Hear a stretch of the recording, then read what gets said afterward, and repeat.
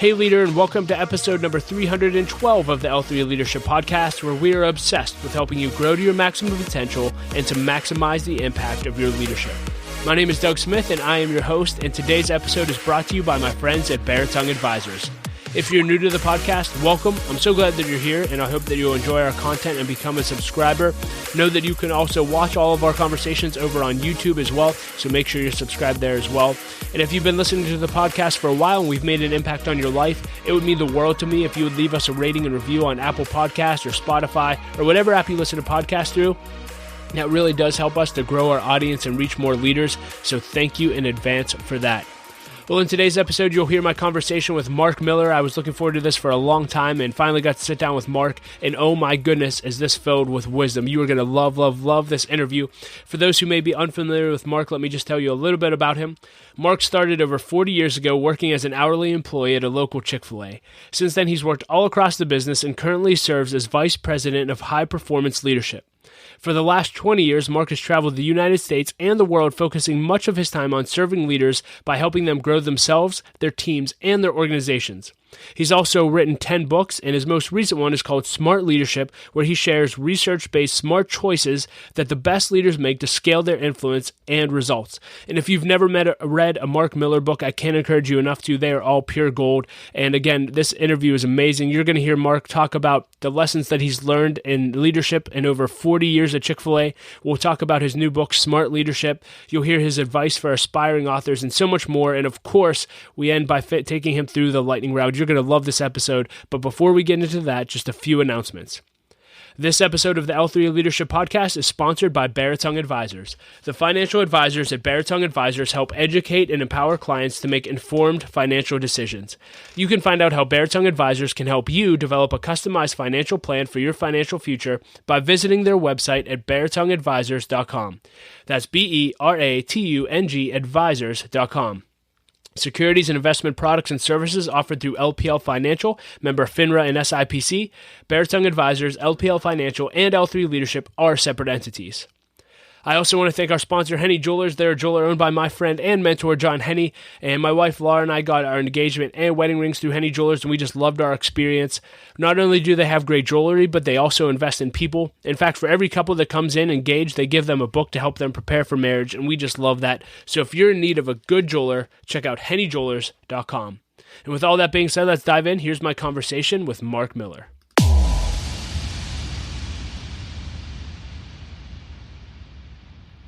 Well, hey, Mark Miller, it is an honor to finally get to interview you. I've been following your journey and reading your leadership material for years and years, and been wanting to interview you for years and years. So the time has finally come, and I can't wait for not only for me to learn from you, but our audience as well. And I really we want to cover a few things today. I want to talk a little bit about your journey at Chick-fil-A and what you've learned along the way. And then I certainly want to spend some time talking about your new book, which I just finished last week, Smart Leadership. Phenomenal. So all of your books are phenomenal. If you haven't read a Mark Miller book, you need to. If you're in leadership, it should be required reading everywhere. So we'll talk about that. And then at the end, we can fly through the lightning round as well. But let's start at Chick-fil-A. So you started working at Chick-fil-A 40 years ago, which is crazy. And my understanding is you were the 16th corporate employee. And so can you walk us through the journey of you actually growing and scaling with the company? Because I'm imagining there's not too many people that were around that time that still are today.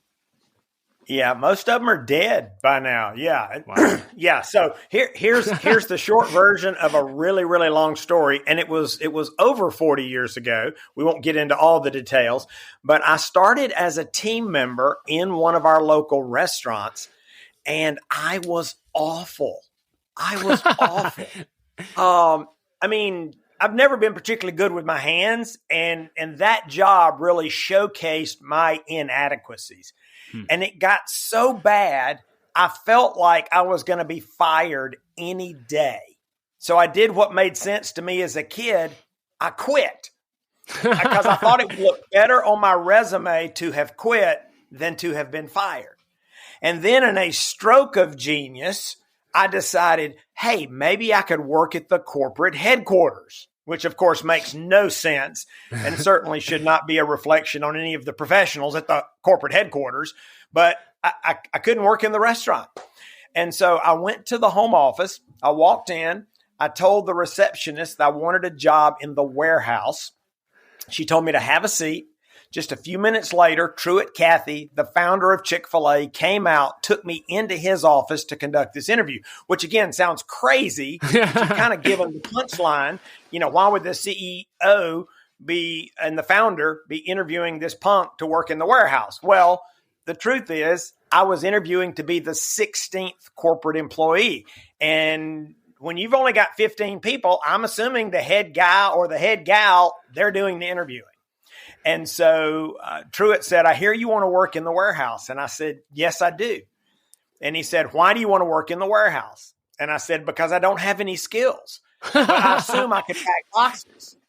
I said, I thought it'd be inappropriate to ask for a job in marketing or human resources, but I can pack boxes. And then he said, who have you been talking to?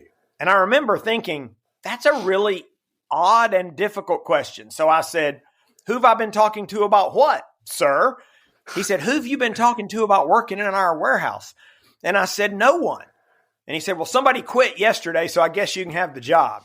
Wow. So my interview consisted of those two questions. I tell people it was a combination of God's grace and Truett's lack of discernment that he gave me that job in the warehouse. And that was actually 43 years ago that he gave me that job. And I've actually had trouble holding down a job ever since. I've worked all over the business over all of those years. And in the early days, I think it had more to do with let the kid do it, let the kid do it. Again, I didn't have any particular skills, but I actually got to start several of the departments and functions at Chick-fil-A. I started our corporate communications group. I started our quality and customer satisfaction group. And over the years, I started several departments and functions before I'd move on to something else. So would you say, from someone who thought they had no skill sets to obviously over the 40 years, would you say it sounds like your main skill set is really just developing something and handing it off and then focusing on something else? Is that kind of the sweet spot you found yourself in? No, I think early on it was, again, there were a lot of professional people who had expertise and I didn't have expertise and I would do whatever they wanted me to do. And so I think I fell into that role early, but then later on, again, I've started and sustained a few functions. I was I led our training group for about 12 years. So it was kind of an expansion of what the group had done historically, but it was not a startup kind of situation. And during that training period, is that when you got passionate about leadership development? I mean, clearly you have a passion for developing leaders. Yes. We found ourselves with what I would call a big opportunity about 20 plus years ago. We realized that our leadership bench was not nearly strong enough. And I don't know if any of your audience would find themselves in that situation, but what we believe to be true is that when an organization has a problem to solve or an opportunity to seize, you generally give it to a leader. And we had problems to solve and opportunities to seize. And we looked over our shoulder and said, we hope this person can lead in a few years. We hope this person is going to become a great leader. And so, of course, what you do in those situations is you just double down and give more work to your existing leaders, which is perhaps a short-term answer, but it's a long-term disaster. Wow. And so I was asked to try and figure out how do we accelerate leadership development. And I put together a team of really smart people. And that really started my deep dive in leadership that continues today more than 20 years in the journey. So it was born of need. It was, again, one of those things, okay, I'll work on that if that's what we need. I was leading my team and leading a function, but I was not thinking at that point about the whole organization. In fact, nobody was, which is why we had this issue. See, when we were smaller, our leadership development process was really immersion and osmosis. And you can make an argument for that in a really small organization. I mean, that's how I learned a lot about leadership, was sitting around the table with really good leaders. When you've got 16 employees, we had lunch around one table. And I got to sit there with the CEO. I'm just a kid in the warehouse, but I got to sit there at the table with the CEO and the CFO and all the senior leaders. Again, there weren't many of us, and I did learn a lot that way. But by the time we got to the year 2000, we had tens of thousands of people in the organization, when you think about the restaurants as well, who'd never sat around a table like that. And they certainly didn't know Truett Cathy. And so we said, we've got to find a more systematic way to raise up leaders. And again, that's really what started this journey for me. Yeah. So talk to those leaders. You mentioned, there's leaders. I guarantee you there's leaders listening to this that would say, I'm looking around and I see the exact same thing. I don't have the leaders that I need to do what we're called to do as an organization. What have you found over the period of time that you guys have instilled systems and processes when it comes to identifying and developing leaders? Yeah. So I'll give you this quick because I'm going to make this sound easy. I love Q&A, but I hate Q&A because we probably need a half a day to talk about the answer to that. I mean, we've been working on it for 20 years and we're still working on it. So please don't mistake the brevity of my response with the magnitude of that question. Sure. But our summary on that is you first have to define it, because what we realized is when we said leadership, everybody nodded. And everybody had their own definition of leadership. And some of them were almost incompatible. It's not that anybody was wrong. At the time, 20 years ago, we found over 6,000 published definitions of leadership. Well, you don't build a leadership culture if everybody has their own working definition. So the first thing we tell organizations is you have to define it. And then you have to teach it, because for somebody to know, let's just pick something random, that a leader's supposed to cast vision. Well, it's fine for you to know that, but do you know how to do that? Right? There's a skill set. So you got to define it. You got to teach it. You've got to create opportunities for leaders to practice it. In the final analysis, most leaders learn most of what they know about leadership from leading. I mean, it does help you to know the 3 keys to delegation, or it does help you know, here's the checklist for a good vision, right? It helps to know those things, but you don't really own it and internalize it until you do it.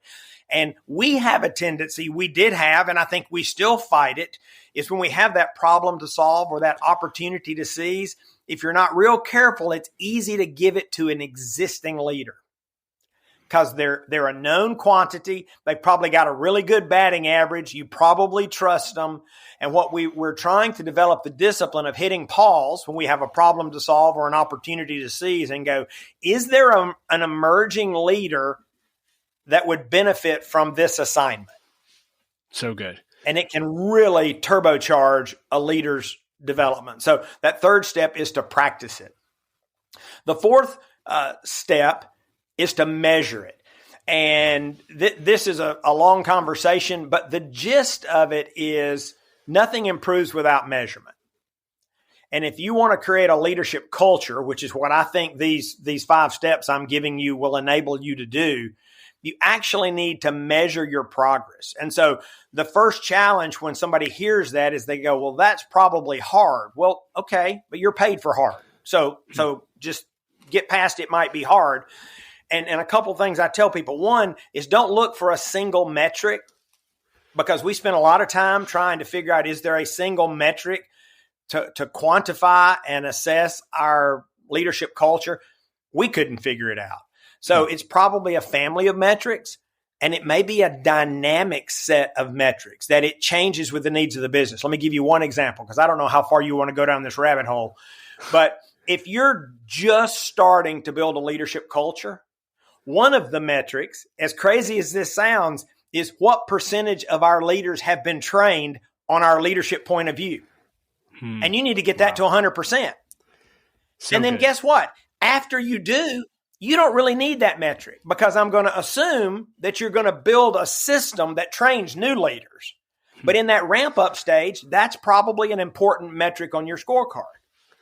Now, 5 years, 10 years, somewhere down into the future, you may want a metric that says, how many leaders do we have currently on the bench who are ready for their next opportunity? See, we evaluate emerging leaders on ready now, ready in 1 to 2 years, ready in 3 to 5 years, because you're trying to take these people on a developmental journey. And so one potential metric is, how many ready now leaders do you have in the wing? So I'm using that only to illustrate there are infinite number of metrics that you could use. But we think if you want to stay on course, validate the efficacy of this process, you're going to need to measure it. I mean, what's important in your life and business that you don't really measure? Yeah. Right. You're not gonna quit looking at your bank statement. You're not going to stop looking at your P&L if you're in business. Well, you got to measure it. It's important. Customer satisfaction, whatever, turnover, retention. You look at those things because it's important and you want to steward it well. So, and then the final is that you have to model it. If the existing leaders don't model the behaviors that you're advocating, you're just dead in the water. You'll never create a leadership culture because that erodes trust and credibility, not just in your leadership point of view, but in your leaders. So you got to define it. You got to teach it. You got to practice it. You got to measure it, and you got to model it. And that'll help you create a leadership culture. Now, if you want a deep dive on that, I wrote a book on that called Leaders Made Here. And let me say a word about books because books may come up a couple of times here in this talk. I've given away all the profits that I've received for the last 20 years, and that is my plan going forward. So it gives me a little more freedom to say, hey, this book might help you. It's not a side hustle. Chick-fil-A pays my salary, and I'm very thankful for that. And so we're able to create resources that'll serve the world. And then if we sell resources, we get to serve the world by giving that money away. Amazing. I'm just out of curiosity, what are some of your causes that you give to? What are you passionate about? Goodness gracious. This might shock you. I give it to several global leadership organizations. Wow. I think everything rises and falls on leadership. And so my wife and I do that. We support a large AIDS relief organization in East Africa. We support a longstanding organization in China that works with orphans and widows. And so we've just got several tentacles out there where we give those funds. Yeah. Mark, one thing that you mentioned that I'm curious about, you talked about emerging leaders, and it sounded like you have a system. I think you said ready now, ready 1 to 3 years, 3 to 5 years. How do you quantify that, or how do you define, a emerging leaders readiness? I'm just curious what those categories are and what are the characteristics of them. Well, so let me again put a disclaimer on this because we're having a short conversation about a huge topic. We have changed this several times over the last 20 years because we're always trying to make it better. But to your specific question, it is a qualitative assessment primarily, but we want it to be behaviorally grounded. So we do leadership reviews every year of existing current leaders in place. And we do this at the leadership team level. And so a leadership team will sit and talk about their leaders.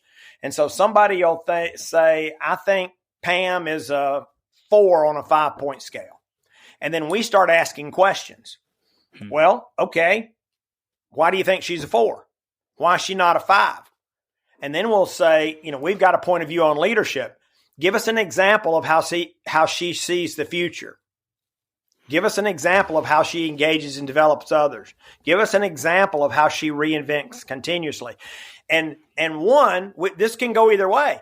Based on their answers, we go, man, you're grading too hard. She sounds like a 5. Or we may say, we don't think she's a 4 because you gave us a blank stare on 3 of those. So we're gonna collectively as a group lower her rating. And so it's subjective, behaviorally based. So good. Anything else there? There's a lot more there. Yeah, we probably could go there. On. So good. So you saw Chick-fil-A, go from, I can't imagine where it was 43 years ago when you started to where it is today. I'm just curious, were there 2 or 3 pivotal moments in the organization's history that you would say that moment was an absolute game changer? That moment, any of those you want to share with us?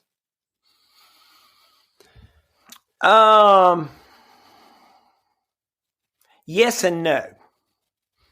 So I'll give you a pivotal moment that was really important as a factor in our success, but not while we're successful. So the moment was in 1982. The business was really struggling. Interest rates were really high. Sales were soft. We were under some financial stress and strain. We just built a new headquarters building, and our executive committee went off to try and create the plan, right? The recovery plan. How are we going to get things back on track? I mean, you're too young to remember this. Interest rates were over 20%. That's crazy. I mean, it was a crazy time in America. And so the executive committee went off to figure out what's the plan. And at that meeting, somebody asked the seemingly simple question, why are we doing all this? Which led to a very lengthy discussion.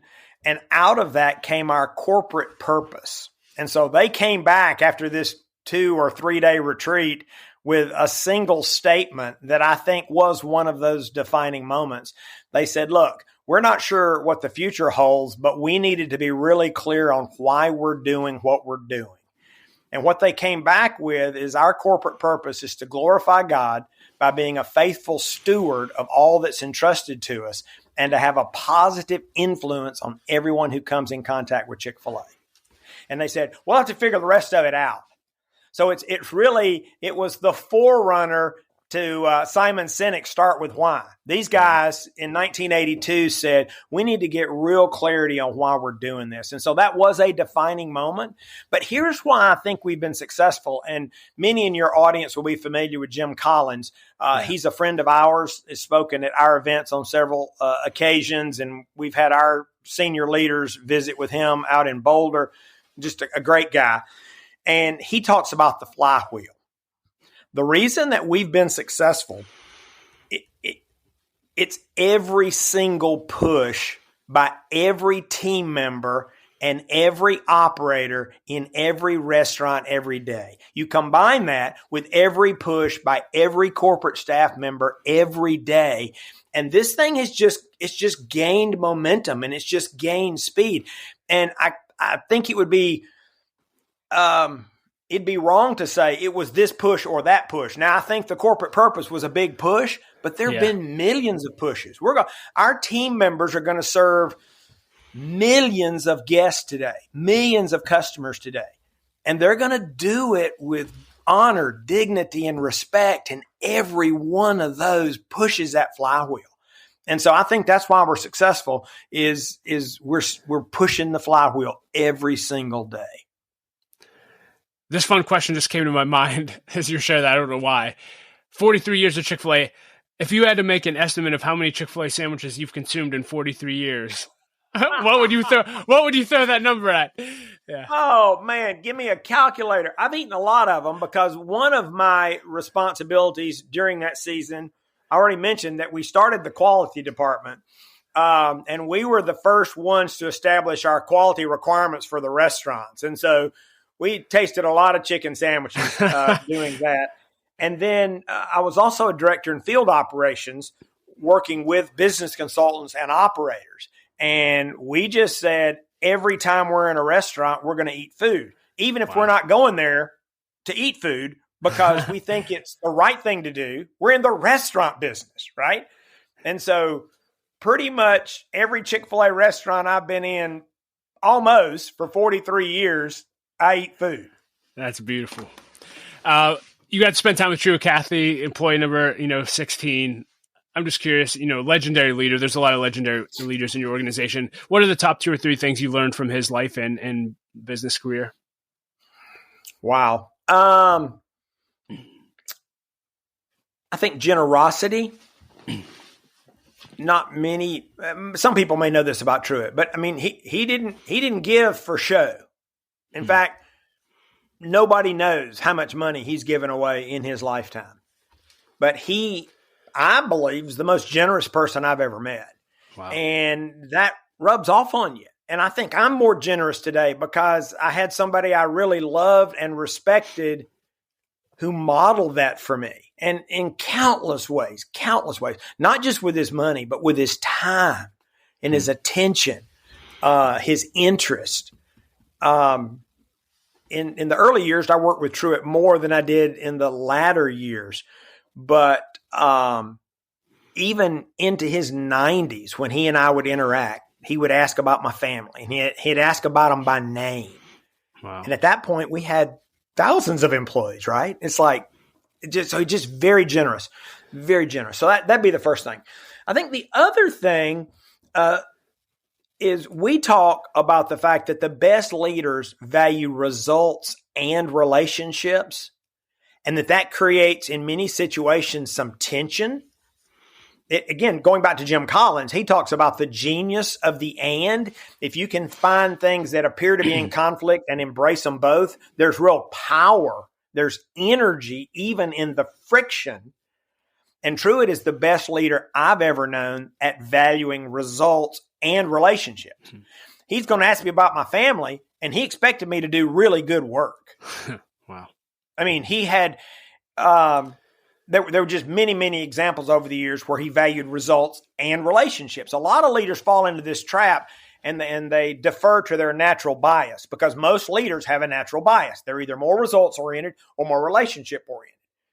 And Truett may have had a bias, but he valued both. And that's what we encourage our leaders to do. Independent of your bias, the best leaders value results and relationships. And Truett was a master at that.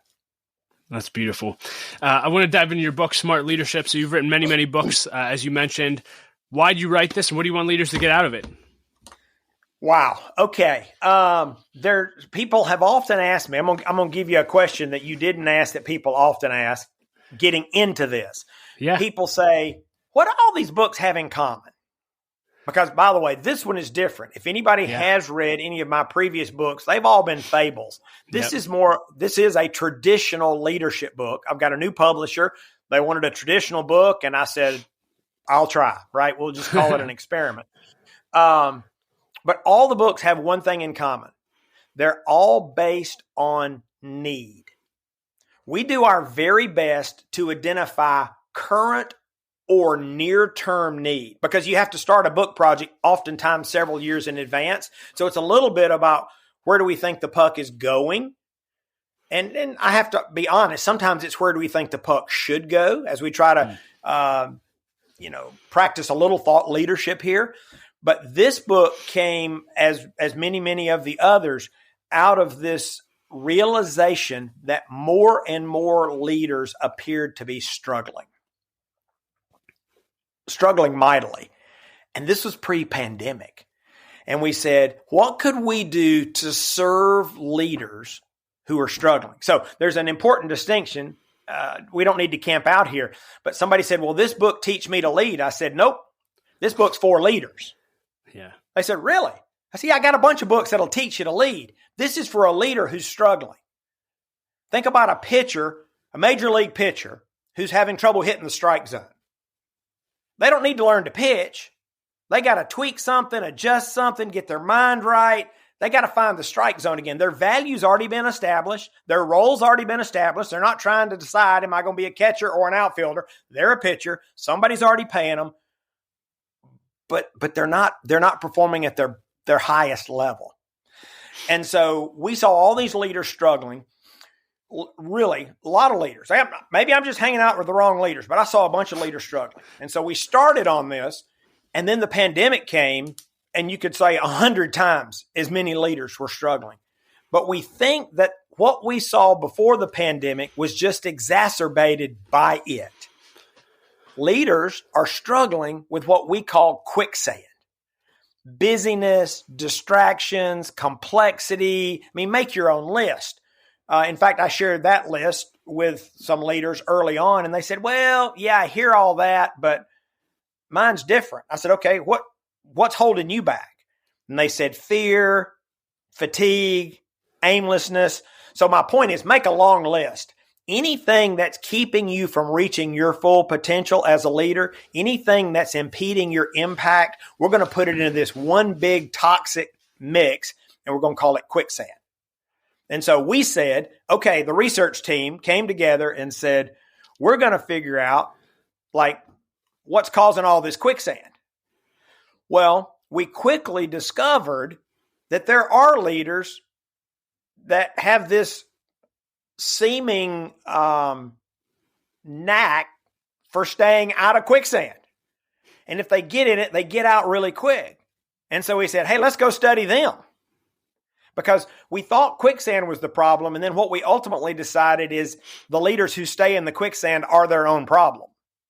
Because you can get out. I mean, you think about it, the way we framed it, you really only have three choices when you get in quicksand. One is you can just give up. You can just quit. And I think that's a big part of this great resignation we're hearing about. A lot of people just saying, this is too hard and I'm quitting. Now, those that don't resign, they may actually die. Now, even if they don't physically die, their hopes and their dreams are extinguished in the quicksand because it's just so hard. Well, the second group, which I think is the majority of leaders that I know, they are trying to learn to swim in the quicksand. Now, you actually can do that, but there are two fundamental problems. One, you're never going to win a gold medal swimming in quicksand, right? You can't lead at your highest level, and it's exhausting. And if you do it too long, you're probably going to end up in that other category of a leader that just quits. So the only viable option is option 3, at least from my perspective. We said we've got to figure out how to help leaders get out of the quicksand. And so that's actually what the book is about, helping leaders get to that solid, dry ground where they can do what they know how to do. Yeah. And you lay out 4 choices in the book of how to get out, which I love. There's a few things I want to focus on that I loved in the book. You did focus a lot on talking about the importance of investing in yourself through coaches and consultants. And you've talked about how you've done that personally and how life-changing that's been to you. Why should leaders pay for coaching? Why should leaders get consultants in their life and business to help them get out quicksand? So thank you. That's a great question. This goes to that first choice, which is to confront reality. And the truth is, it's hard to confront reality. It's sometimes hard to discern reality because we're too close to it, right? And we're in quicksand. And so fresh eyes is the concept as we talk about it in the book. And there are a lot of ways you can do that, including coaches, consultants, peer groups. I'm in a group that's been meeting for 23 years now, twice a month, talking about leadership every other Monday night for 3 hours. And we're doing that Monday night again. And so any number of ways, I don't know if I mentioned mentors, coaches, consultants, mentors, peer groups. There's a lot of ways you can do this. But these are men and women who can see things that you can't see and are willing to tell you. They may or may not have the answers, but think about great athletes, great musicians, men and women at the top of their game. They have coaches. Coaches can see things you can't see. It's hard for an NBA player to see their form when they're shooting a free throw. But a coach can see that and say, hey, that elbow's starting to move up a little bit. That's why you're pulling to the left. Oh, thanks, coach. Boom, here we go. So they can add value that it's just really hard to do for yourself. Yeah. Along those lines, you mentioned mentors, and, I'm so grateful for mentors I had early on in my journey. They would bring in leaders from the community to share leadership with us. And they'd say, hey, if you heard Mark today and you connected with him, you should ask him out to coffee, ask him to mentor you. And you actually lay out this process in your book. When I was reading, I'm like, yes, every leader needs to read this because this is how you connect with people. And you shared a story about there's a section on talking to strangers. And I believe his name's Dr. DeBono. Can you just talk about what is your approach? And again, you have a bigger platform now, but throughout your career, what has been your approach to pursuing mentorship and even conversations with leaders that you maybe didn't think you can get a conversation with? Yeah. So I think for me, those may be two slightly different things. So let me take them one at a time. For a mentor, I think a lot of people that don't have a mentor, they've set their sights too high. And they want the best in the world at something. That's the first problem. They've also set their sights too high because they want somebody to help them with their fitness, their faith, their finances, their family, their career, and their education, and their study methods. It's like, no. So you've aimed too high and you've aimed too broad. So what I tell folks to do is find somebody that's a little bit further ahead than you are. And they're willing to help you in a specific area. which is why you may need several mentors in your life at any given time. And I think that's fine. Again, the man or woman that can do all of that, I don't even know if they exist. So I encourage people, don't aim too high and focus what you want to learn and the area in which you want to grow. Now, the last part of that is I do know people I know and love, thought leaders who say a mentoring relationship is a lifetime relationship. Yeah, I don't set the bar that high either. I'll ask somebody if I can buy their lunch or I can buy their dinner. And if there's some chemistry there and if there's some connection there, I'd say, hey, would it be okay if we had another meeting? And it can literally go just like that. Now, you may have long-term relationships with these folks. I had one mentor for 20 years till he passed away. And that's great. But I've had many, many other mentors that might be a meeting or 2 meetings or 6 meetings. Because see, at some point, you're going to learn what you need from that mentor. And you're probably going to need another mentor. Same is true of a paid coach. I've had paid coaches that I might work with for a while. And at some point, they start recycling their content. And it's like, okay, I need a new coach. I need to go to another level. I think this guy is giving me all he's got. And that's fine. And it was mutually beneficial. So I don't aim too high. I don't think too broadly. And I don't think long term on the mentoring side. On the conversations with strangers, I just think you got to be bold and be prepared for them to say no. And it's okay. And one of the things I've done over the years, just as a learning methodology, is to go to conferences. And I am all about approaching a speaker after they speak and say, can I buy your lunch? Can I buy your dinner? You referenced Dr. Edward de Bono that I talk about in the book. For those that don't know him, at the time he had written 76 books on creativity. He is the world's thought leader on the topic of creativity. I'd read several of his books. I'd taught some of his content. He spoke at this event. And I said, hey, can I buy your breakfast, lunch, or dinner while you're in town? And he said, let's go eat right now. Fantastic. Awesome. And we had about 2.5 hour conversation over lunch. And it cost me a sandwich. Wow. A Chick-fil-A sandwich? If I hadn't asked him, the answer would have been no. Yeah. Was it a Chick-fil-A sandwich? It was not. Okay. Hey, just thought I'd see. That would have made it better, but it was not. Yeah. One of the quicksand traps that you said leaders are finding themselves in is they're too busy and they don't have any margin in their life. And you have a whole section on margin. Can you talk about margin in your life? And you have library trips, I believe. Can you talk a little bit about that and what that process has meant to you? Yeah. So you might make the case that this was one of the insights from a couple of years of research. I mean, I like to think there were several. But we didn't walk into this thinking that one of the keys to leadership effectiveness is margin. And it was screaming in the literature and the interviews.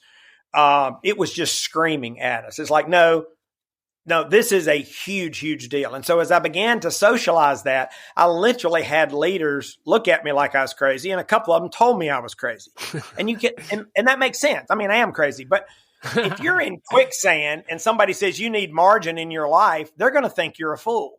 And one person articulated it like this, and they said, I don't have time for a vacation. Well, that flipped the light bulb on in my head. Okay, I've not communicated well. I said, I don't know if you need a vacation or not, and you may need one. I said, I'm not talking about margin as a vacation. I'm talking about margin as a leadership discipline. And he said, well, what does that mean? I said, okay, when do you purposefully have time to reflect, to assess, to think, to create, and to plan? And he looked at me like, well, I said, I think I've got my answer.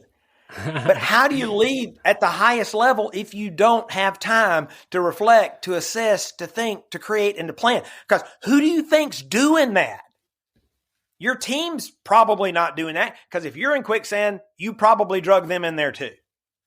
Somebody's got to get out. And so people say, well, how much time do I need? So I don't know. I mean, I really don't know.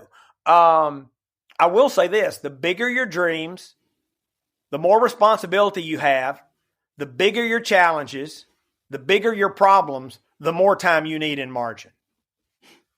Talked to one guy, when he got promoted to be the president of his company, he doubled the amount of margin in his life. Wow. He said, I felt like I had no choice. So people think it's extracurricular when it is actually core. It's core. And so it's something that it makes a lot of sense. If you've done it, if you've not done it, it sounds insane.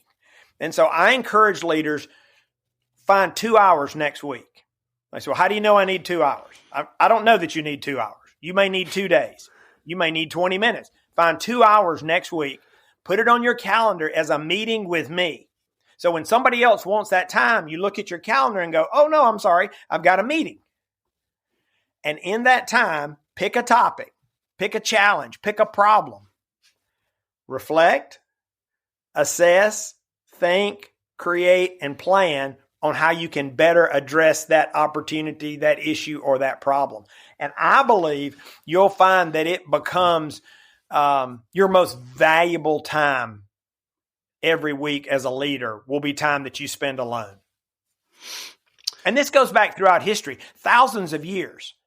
There case study after case study after case study. If you start looking into the lives of great leaders, I haven't found one yet that didn't have margin as a personal discipline. Well, leaders, I'm loving this interview. I'm sure you are too. And again, the book is Smart Leadership. If you don't have a copy of this, get it. And really, if you've never read Mark's books or taken your leadership team through Mark's books, can't encourage it enough. I want to move into just some fun questions, lightning round questions before we wrap up. And I'm curious, speaking of books, you've written multiple books. Anytime I meet an author who's had success like you have, I would just ask, what advice do you have for aspiring authors? Well, it's really simple, and I've given it to hundreds of aspiring authors, and I'm not sure any of them have appreciated it. So I'm just going to warn you. You got to get a first draft. And it's going to be awful. So don't worry about it being awful. The first draft's always awful. But until you get a first draft, you don't have anything. Maybe you can call it a dream. I tell authors, get a first draft. I'll be writing and telling myself, this is awful, and I keep writing. So one fun story about that. Yeah. When I did my first book 20 years ago, I gave the first draft to my wife and said, take a look. And so first thing she said is, this is not half as bad as I thought it would be. She's got the gift of encouragement. And then the second thing she said is, shouldn't you have used some punctuation? And I said, that will be the second draft. And I gave her a red marker and I said, you put in all the punctuation and we'll add it. I don't even put punctuation in a first draft. Wow. I mean, not much, because I'm trying to get stuff on the paper. And like you, I have talked to scores and scores of authors over the last 30 years. And I always ask them, and the good ones all say that to me. They say, you got to get a first draft. You got to get a first draft. It's going to be bad. If you hold your standards too high, you may never finish that thing. Trying to get it right and trying to get it perfected is get a first draft. So I want to move into the lightning round, a bunch of fun questions that I ask in every interview. And the first is, what's the best advice you've received and who gave it to you? Ever received? Okay. Have I got time for a short story? Real quick. Go for it. Short story about that. Some people in your audience will have done a tweet chat. I didn't know what a tweet chat was. And so they were explaining it to me. This is for a prior book. They said, it's like talking to the whole world at one time on Twitter. And I went, well, that sounds fun. And so for those that don't know how it works, is there's a host and they put out a question and I answer it. And for 5 minutes, the Twittersphere responds to my answer and everybody else's questions. And then you get your second question, 5 minutes, third question. And this goes for an hour. Wow. and things were going by so fast on the screen. It was making my head explode. And we got to the last question, and somebody said, "What's the best leadership advice you ever received?" So I was telling my mom this. At the time, she was close to 80, and she knew this much about Twitter. And she said, "At least you had 125 words to respond." And I said, "No, Mom, that would be characters, not words." And she said, "Well, that was probably pretty hard." And I said, "Yeah, it was." And here's what I tweeted that day in the midst of my tweet chat. Best leadership advice I ever received: above all else, guard your heart, for everything you do flows from it. Wow. And somebody said, "That sounds really good." And I said, "Well, the wisest man ever lived said that." Solomon said that in Proverbs. But I think that's the best leadership advice I've ever received. Because most leaders don't fail for lack of skills. It's leadership character that trips up most leaders. So you got to guard your heart. If you could put a quote on a billboard for everyone to read, what would it say? Great leaders serve. What's the best purchase you've made in the last year for $100 or less? 2 weeks ago, I bought a $10 plastic sled that I went sledding with my grandkids. Oh, man, that must have been awesome. It was really good. I love seeing grandpas. I have 3 kids, and watching my dad sled. He's 73. Watching him sled ride, there's nothing greater. So, other than your own, do you have 1 or 2 books that dramatically impacted your life that you'd recommend all leaders read?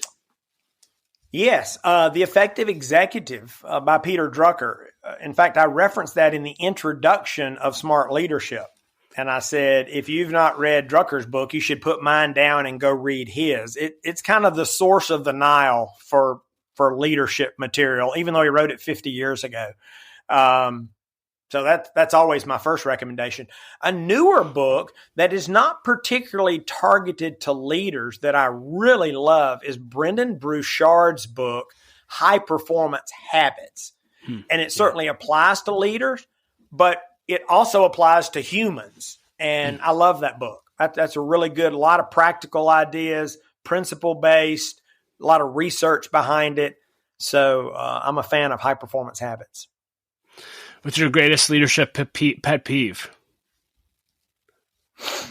Effort. Say more about that. Yeah, we don't control. There's so many times in our lives we actually don't control the outcomes. Sometimes you win, sometimes you lose. Sometimes it goes right, sometimes it goes wrong. Sometimes something you're experimenting with works. Sometimes your prototype fails. So we don't always control those things, but we always control our effort.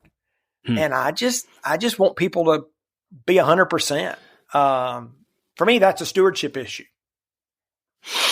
Yeah. You could spend time with a lot of high quality leaders. I'm just curious, do you have a go-to question or two that you always ask when you get a meeting with a leader you want to learn from? Yeah. Well, I've been collecting questions a long time. And in fact, there's a chapter in the book called Ask, Don't Tell.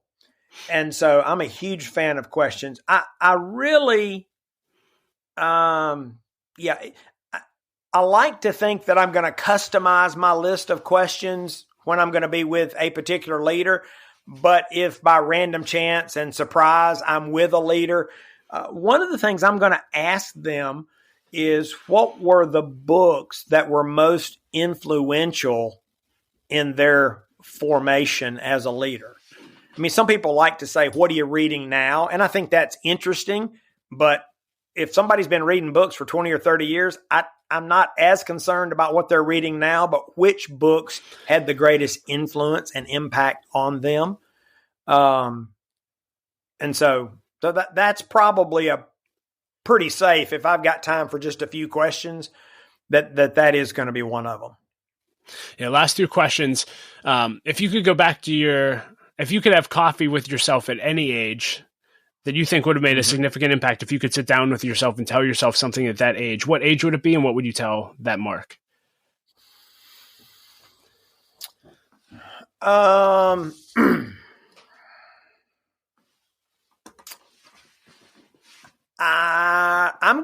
this is a good question, but I'm going to tell you something that I was told when I was young that made all the difference. Let's go. And I was probably 19. And it's your capacity to grow determines your capacity to lead. Because that was a candidate to put on the billboard, right? And here's why that's relevant to me. I can't speak to your audience. I was sharing this story with someone one day, that statement, and they said, well, that's probably easy for you. And I said, well, tell me what you mean by that and why. And I don't know if members of your audience are familiar with Strength Finders, where you take this test and this assessment, and it tells you all the things you're good at. Well, one of the 34 is learner. And so this person said, I bet you're a learner, and it's surely in your top 5. So this is easy for you, right? Your capacity to grow determines your capacity to lead. I said, no, I don't think learner is in my top 30. They said, that's odd. They said, you act like a learner. I said, well, thanks. I made a choice. Wow. Over 40 years ago, when somebody explained to me, if you want more influence, if you want more opportunity, if you want more impact, you have to choose lifelong learning. And I remember thinking, so that's how the world works. Because my parents wish I'd have decided that much earlier. I was a lousy student, right? I mean, I just was. But when I said, I want influence, I want opportunity, I want impact, I want responsibility. So I said, I'm going to be a lifelong learner. Now, I'd much rather listen to the radio in the car than a podcast or a book. But I made a choice because the way the world works, I believed it then. I believe it more now. Your capacity to grow determines your capacity to lead. So anytime I get a chance to talk to young leaders, I want them to hear that. And last thought on that, somebody even asked me this point blank. They said, so you're telling me if I'm a learner, I'm going to be promoted? I said, absolutely not. We control our readiness. Wow. Our organizations control our opportunity. It's back to that effort thing. Now, if you're in an organization and you can't get opportunity, you've got another choice to make. Do I need to go to a different organization to get opportunity? Yeah. But it's like the kid on the bench. If the coach doesn't think he or she is ready, they're not going to put him in the game. So that's a message I try to share with young people every chance I get, and old people, because I don't think it's ever too late to say, I'm going to commit to lifelong learning. And as soon as you do, you're on the path to greater influence and greater impact. Yeah. And last question would just be, on the other end of your life, what do you want your legacy to be? What do you want Mark Miller to be remembered for? And then after you answer that, you can just close out with any advice that you want to leave leaders with today. Well, I actually hope that when I get to the end of my journey, that those that knew me well will say that I was a good steward, that I was a steward of the opportunity, I was a steward of the influence, I was a steward of the resources, I was a steward of the ideas. I think that's a great privilege that we have to use the things that have been entrusted to us. And so that's what I'm trying to do. Anything as else far as a leave leaders with? final word, Yeah. Do what? Yep. That's what I was going to say. Final word. Final word. I would encourage everybody listening to try and figure out how you can make a difference in your world, because every leader can. Now, sometimes leaders, myself included, may become a bit discouraged because we have these grandiose plans and visions, and I think that's great, and I think we should. But sometimes we can lose sight of the changes we can make in our world in real time, today and tomorrow. Every leader has the capacity to change their world. You got to get out of the quicksand to do it. But the choices that we talked about a couple of them today, they are your superpower. Yeah. and you can literally change the world. Well, Mark, thank you for changing the world the way you have at Chick-fil-A and to leaders all over the world. Thank you for investing in me and Jesse in this conversation and everyone that will listen to this, and just keep making your mark. It's a significant one, and it's been an honor to have a conversation with you today. Glad to be with you. Well, hey, leader, thank you so much for listening to my conversation with Mark. I hope that you enjoyed it as much as I did.